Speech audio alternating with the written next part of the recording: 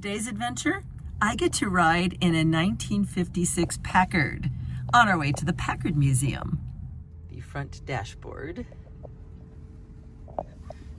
with the AM radio, leader, speaker, starter, fuel gauge. The steering wheel is even a thing of beauty. And the upholstery is robin's egg blue. Check this out. It has got little transom windows in the front. Peacock in the back seat. It's kind of camouflaged. It's a very disconcerting feeling being in a car that has no seatbelts. Yes, especially one that rides like a boat.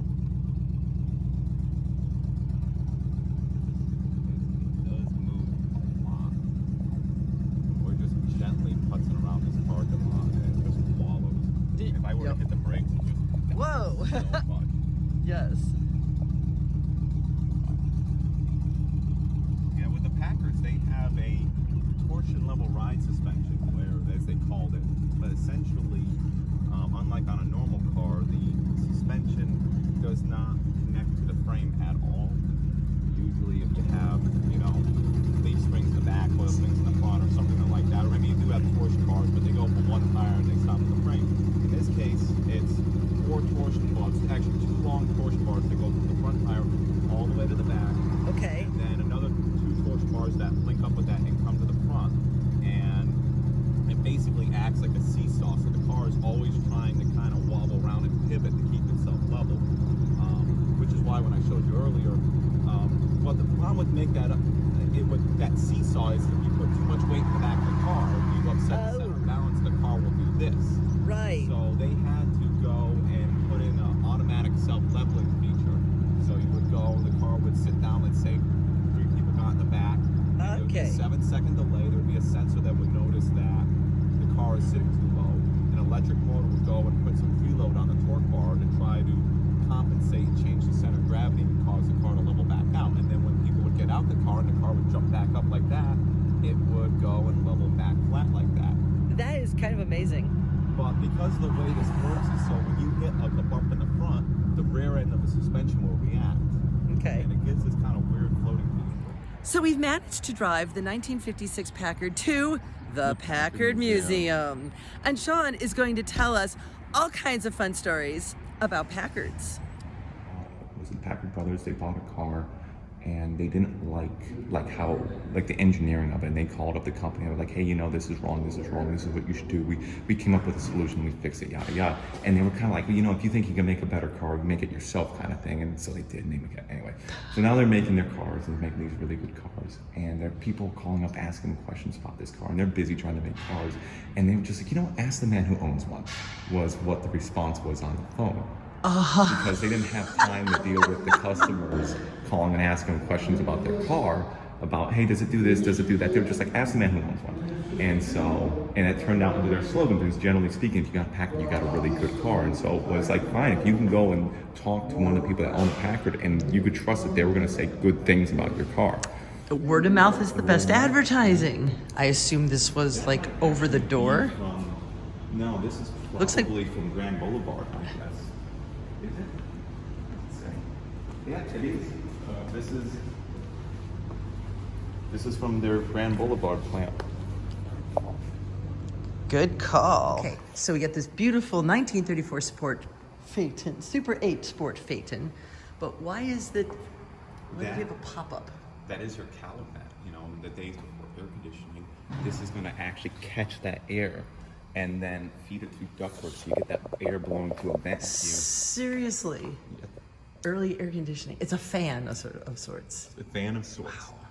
Look at the inside. All right, so is this the side vents that are popped open, is that also that to keep the engine cooler? Yeah, that would be to keep the engine cooler as well. Oh my gosh, they actually some do have some of them don't. This one does. But a lot of the cars will just, and again, it is supposed to be a Packard, right?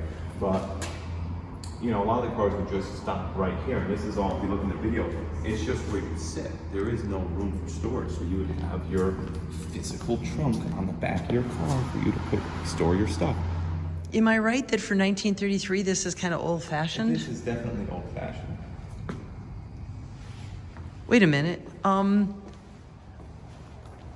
Are there supposed to be the holes here? Is that where the windshield wipers would have been? Yes. Okay. You can probably even see the scratch marks on the windshield. Oh my gosh, yes, there are some scratches on there.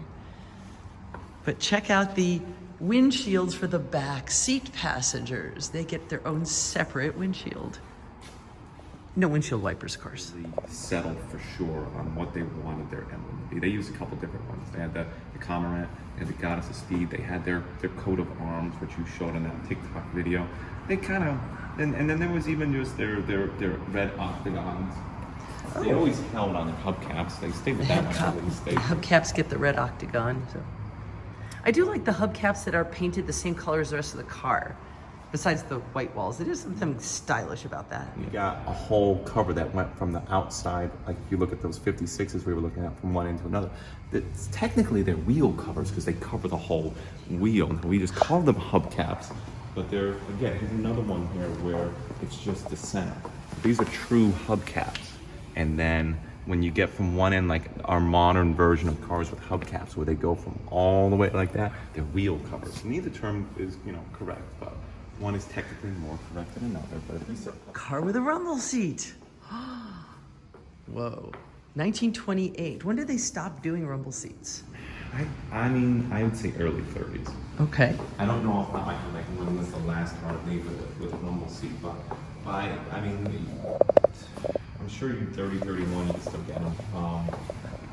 Even 32, but it's cool. But I would say they started to fall out of fashion around that time. I'm sure they're going in the mid-30s. It's not super practical. I'm assuming it's called a rumble seat because you got like rumbled around a lot while you're sitting there? Yeah, I probably, I'm not actually sure why it's called rumble seat, to be honest with you. Well, maybe somebody who's watching this can tell us. Into a rumble seat, well, from the back of the car, there's step 1 and step 2 to clamber in. So this was the car that kind of saved Packard during the Depression, because this was Packard coming out with a mid-priced car. But in some ways, it was actually arguably better than their luxury senior cars because they were able to design a car from scratch. It had some modern features. It had a brand new modern in quotation marks at the time, of course, straight 8. It had hydraulic brakes. What a concept. And it was actually just a really good car. And it sold very well. And yeah, I guess in some ways maybe they learned the wrong lessons. I don't know. I don't run a car company, but they just kept kind of coming out with cheaper and cheaper cars. Because they're like, hey, we came out with a cheaper car and it sold great. If we come out with an even cheaper car, it will sell great. And they kind of kept going down that line. When they went from being the premier luxury car maker with Cadillac to we're going to compete with Buick or Pontiac. And I mean, originally they sold a lot of them, but it did a lot of, they lost a lot of prestige going with it. And, you have to make business choices. And you could maybe even argue that, as an independent, they were never going to really stay competitive. Who knows? But in the long range, it was a bad call. This is the last body style that Packard came out with. And it was contemporary for the time. It was maybe not, didn't really stand out from anything else, but not in a good or a bad way. It was very conservative. But, by the mid-50s, it was dated. It looked like an early 50s car, and everyone else was going ahead. And Packard really kind of desperately needed to do body style. And they didn't have the money for it. It cost a lot of money to just redesign their car.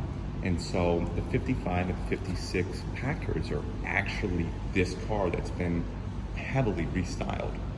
They changed a little bit. They did change the A-pillar here to get the in vogue wraparound windshield that you needed to have in the 50s. You had to have that wraparound windshield. So they got that, and they were able to ditch this pillar, the C pillar here, to go with make it a true hardtop. And yeah, they changed the rear fenders and they changed the front fenders a little bit, but there's still some hallmarks of the car that will shine through in the 55, 56, such as the really high doors of the late 40s, early 50s cars.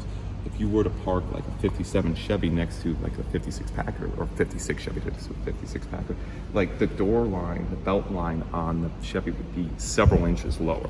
So there's a couple things they couldn't really get away from what they did to try to make their cars, because for the 50s it was supposed to be lower and longer and wider. That was really what you were trying to go for. Now Packards were already really big, so they kind of had the width already, but they couldn't really lower the car.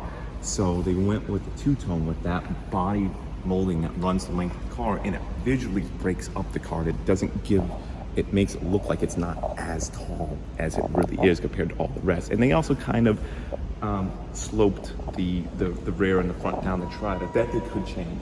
So if you look at the 56s, they kind of come and have this arch to them instead of like a straight line, because they were trying to lower the car, but they couldn't change the center section here. And this is what I was talking about when they were trying to change their Pelican to be more jet-like, to catch up with the jet age. Remember when you said yes, it's supposed to look like a bird? I'm like, it was actually Camarade. I can't remember the name of the bird. Cormorant. Yes, thank you. This is what it used to look like, but again, 50s was jet age, and they were trying to become contemporary. They were trying to play catch up with Cadillac, and suddenly this was old. This is like 1930s nostalgia. You don't want this. It needs to be like a jet. And that's why if you look, and just a couple years later, it looks more like a jet than a bird. It's like, see the doors swooping in. You get the lines here with the fenders. There's lots of that kind of 30s look to the car where you've got individual fenders, and narrow hood, and you have the fender wells over here over the rear tires and whatnot. And they redesigned the car, and again, didn't have tons of money. They kind of reskinned it. This is where it was actually ahead of its time in a concept of, instead of wasting the interior space of the car by making it narrow, they just made the whole car wider, and it was roomier inside, yes, but you get this kind of smooth look now where the fenders, it's just one all the way down the line, doors, you don't get that bulge anymore, and that gave you more interior space. But they did it kind of like on a 40s car, and it just looked odd, because it was kind of what it was. It was like trying to modify our car to be more contemporary and spacious, and it just didn't look quite right. And that's why when you kind of like, it looks like a bathtub that's been flipped over or something like that. And was it a roomy, decent car? Packard never really made a bad car, but it was, part of it is it's supposed to be stylish. It's supposed to be, I have a Packard. No, I have a bathtub that's been flipped upside down. You lose some of that. Why is there a Studebaker in the Packard Museum? I was going to comment earlier because I was like, I wonder if there's going to be any Studebakers here. I'm like, it's a Packard museum. They probably don't want to go and acknowledge that. If you went to a Studebaker museum, you'll surely see Packards, I'm sure. But so Packard, it was clear by the early 50s that all the independents were having issues competing with the big three. And so there was attempts to be a merger to try to get all the smaller car companies coming together and pull resources, like what happened with like General Motors a couple decades earlier. And I think it was George. I remember one of the people in charge of the car companies ended up passing, and the next guy that came in wasn't so keen on it, and so two of them they never came together as four. Hudson and Nash went together and they became American Motors Corporation, AMC, and Packard and Studebaker came together. Now, unfortunately, at best, Studebaker had very creative accounting, and at worst, it was just outright fraud. But they kind of cooked their books on how profitable they really were, and so Packard actually pretty much blew a ton of money to buy a car company that was losing money, and that's not going to help your. Yeah, it didn't really help, and that was supposed to be the top of the line Packard that you could buy, basically starting in '53. Packard was trying. They made some. Well, they decided after the war to go into the mid-range market, and it wasn't working for them. There was too much competition, and they tried to reposition themselves against Cadillac, and this Caribbeans was their attempt at that. Now, You could get them as hardtops as well as convertibles, but generally speaking, you know, they're sold better and are known more for their convertible versions. That was really the only way you could get a convertible back then, was to get it as a Caribbean. But this is a hardtop. Now, one of the things about the Caribbeans, I can't remember if it was 55 or 56 was the first year. I think it was 55 that came out with them. Reversible upholstery in the interior. So kind of like a sofa, these seats could come out. So they have them staged here with the flip, you know, both sides out. So that's why you have one pattern and another. So you can go, and it was kind of geared towards the women of the time. It's supposed to be like you can match your outfit with the interior of the car and flip the seats around. That's a DeLorean, the MC-12. The DeLorean, it could have been a Packard. Could have been a Packard. Wow. This was DeLorean.